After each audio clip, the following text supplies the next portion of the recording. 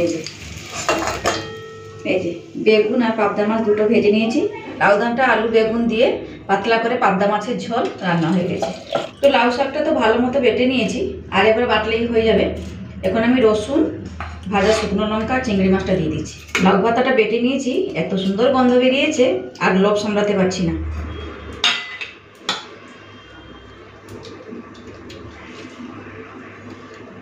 আজকে লাউ ডাঁটা আলু বেগুন দিয়ে পাবদা মাছের পাতলা ঝোল করব। তার জন্য এখানে নিয়ে নিয়েছি এই যে পাবদা মাছ। প্রথমে পাবদা মাছে নুন হলুদটা দিয়ে ভালো করে মেখে নিই। দিয়ে দিয়েছি হলুদের গুঁড়ো,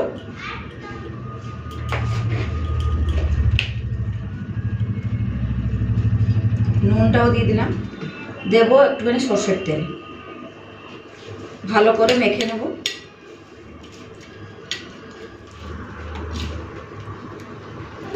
তো নুন হলুদ সর্ষে তেল দিয়ে পাবদা মাছটাকে ভালো করে মেখে নিলাম।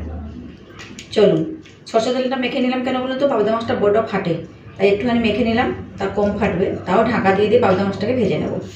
আর করব চিংড়ি দিয়ে লাউ পাতা বাটা। এই যে লাউ পাতাগুলোকে বেছে বুছে রেখেছি, আর ডাঁটাগুলোকেও কেটে এখানে আলাদা করে রেখেছি। শুধু ছোট ছোট করে কেটে নেবো, হয়ে যাবে।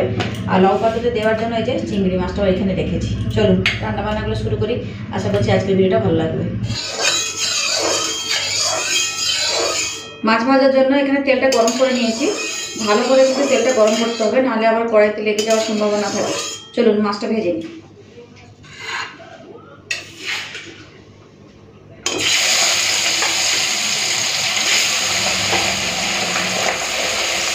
এখানে নিয়ে নিয়েছি ঢাকা, মাছটা উল্টিয়ে দিই, সঙ্গে সঙ্গে ঢাকা দিয়ে দেবো।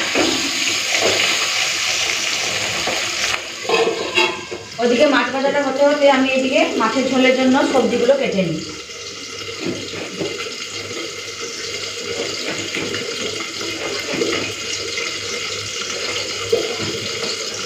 লম্বা লম্বা করে বেগুনগুলো কেটে নিচ্ছি।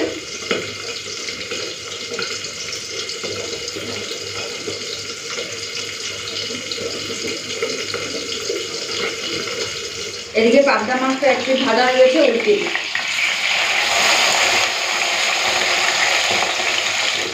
একটা আলু নিয়ে নিয়েছি, আলুটাকেও বেগুনের মতো লম্বা লম্বা করে কেটে নেব।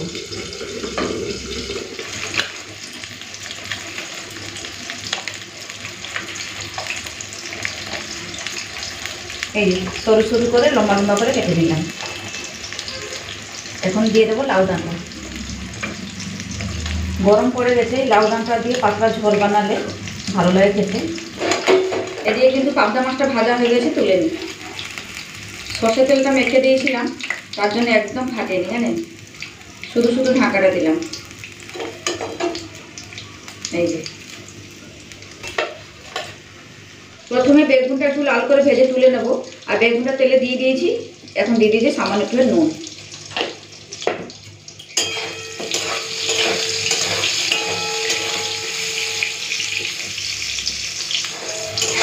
বেগুনটা লাল করে ভেজে দিয়েছি, তুলে নেব।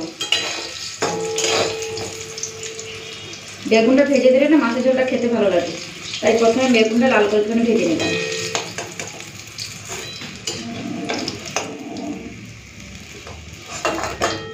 এই যে বেগুন আর পাবদা মাছ দুটো ভেজে নিয়েছি। এরপরে তেলে ফোড়ন দিচ্ছি কালো জিরে।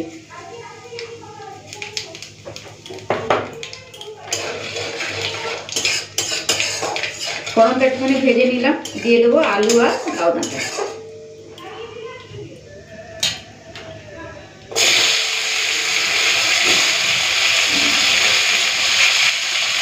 সামান্য একটু হলুদের গুঁড়ো দিয়ে দিলাম,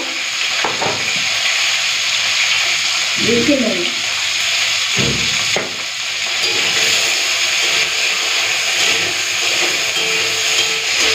লাউ ডাঁটা আর আলুটা পুরো লাল করে ভেজে নিয়েছি। এই যে এরপরে দিয়ে দেবো জল।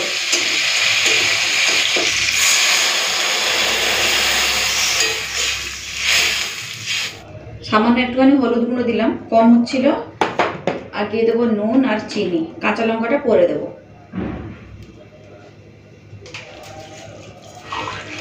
আলু আর ডাঁটাটা ভালো করে সিদ্ধ হলে তারপর আমি বেগুন আর মাছটা দেবো। এখন দিয়ে দিচ্ছি ঢাকা। মাছের ঝোলটা বসিয়ে দিয়ে লাউ শাকটা কেটে ভালো করে ধুয়ে নিয়েছি। এই যে জল ঝরাতে রেখেছি। আর এইখান থেকে অল্প কয়েকটা শাক পাতা নিয়ে মাছের ঝোলেও দেবো। ভালো লাগবে খেতে। আর এখন আমি চিংড়ি মাছটা নুন হলুদটা দিয়ে মেখে নেব।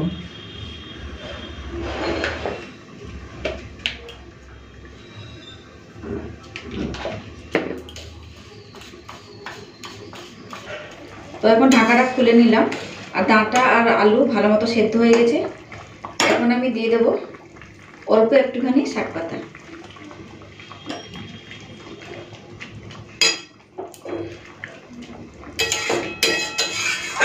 দু 4 মিনিট ফুটিয়ে নিই, তারপরে বেগুন আর মাছ ভাজাটা দিয়ে দেবো।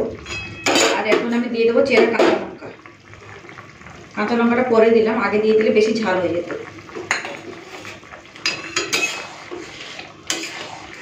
লাউ পাতাটা তো আমি বাটা করবো, তাই আমার ছোটো ছেলে খেতে পারবে না, তার জন্য আমি মাছের ঝোলে দিয়ে দিলাম।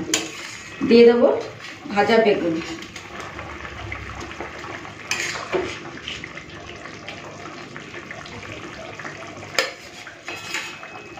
দিয়ে দিচ্ছি পাবদা মাছ ভাজা।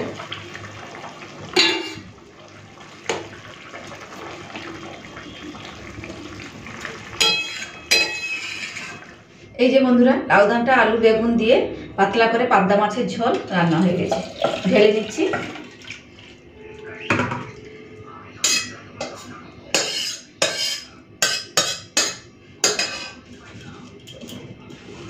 তো এদিকে সরষের তেলটা গরম করে নিয়েছি। প্রথমে শুকনো লঙ্কা রসুনটা ভেজে নিই।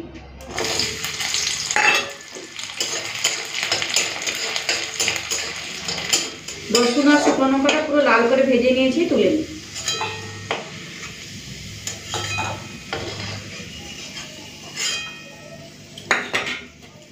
ওই তেলে চিংড়ি মাছগুলো ভেজে নেব।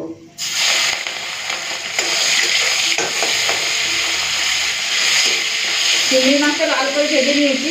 এই যে এইরকমই থাকবে, আমি তুলে নিচ্ছি।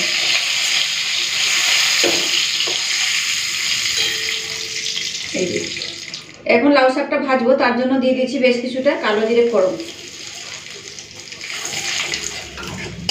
কালো জিরেটা ভাজা ভাজা করে নিয়েছি, এরপর দিয়ে দেবো লাউ পাতা।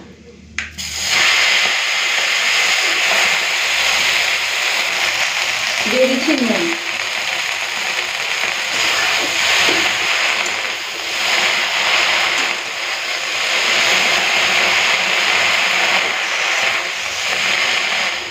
শাকটা থেকে কতটা জল বেরিয়েছে দেখুন, এই জলটাকে পুরো শুকিয়ে নেব। শাকটা পুরো ভাজা ভাজা করে নিয়েছি আর জলটাও শুকিয়ে নিয়েছি। এরপরে ভালো করে ঠান্ডা করে নিয়ে তারপরে শিলে বেটে নেব। ঠান্ডা হয়ে গেছে, এখন আমি শিলের মধ্যে নিয়ে নিচ্ছি।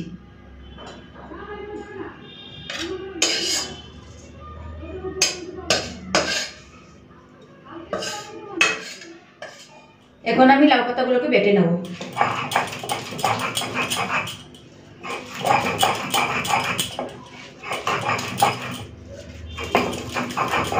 তো লাউ শাকটা তো ভালো মতো বেটে নিয়েছি, আর এবার বাটলেই হয়ে যাবে। এখন আমি রসুন, ভাজা শুকনো লঙ্কা, চিংড়ি মাছটা দিয়ে দিচ্ছি। দিয়ে লাউ পাতার সঙ্গে ভালো করে প্লেন করে বেটে নেব।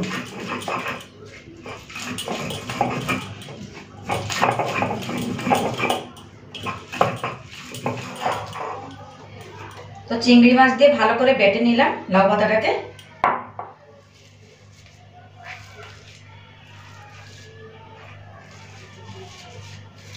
মিশিয়ে দিচ্ছি ভালো করে।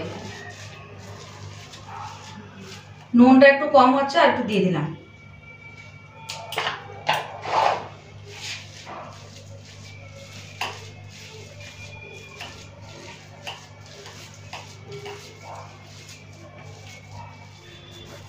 সুন্দর করে একটা গোল করে নিলাম। এই যে দেখুন কেমন হয়েছে চিংড়ি দিয়ে লাউ পাতা বাটা। তো রান্না বান্না তো শেষ, এরপর চলে এলাম ভাত বাড়ার জন্য। লাউ পাতাটা বেটে নিয়েছি, এত সুন্দর গন্ধ বেরিয়েছে আর লোভ সামলাতে পারছি না। একটুখানি গরম গরম ভাত নিয়ে নিই, তার সাথে নিয়ে নিই চিংড়ি দিয়ে লাউ পাতা বাটা। তাই দিয়েই আমার আজকে ভাত খাওয়া হয়ে যাবে।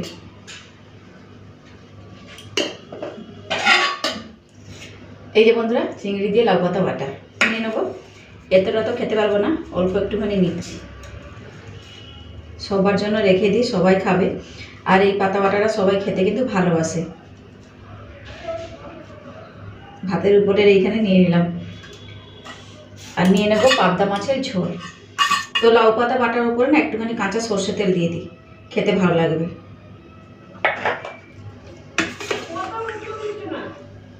আলু বেগুন ডাঁটা দিয়ে পাবদা মাছের ঝোল, দারুণ লাগে খেতে, ঝোলটা খুব সুন্দর লাগে এই ঝোলটা খেতে। পাবদা মাছ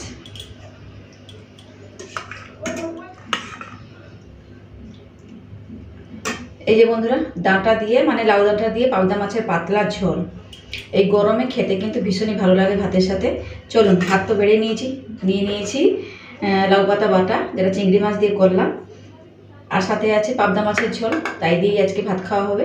চলুন, আজকের মতো এখানে থাকলাম, আবার ফিরে আসবো একটা নতুন ভিডিও নিয়ে। ততক্ষণ সবাই ভালো থাকবেন, সুস্থ থাকবেন, টাটা।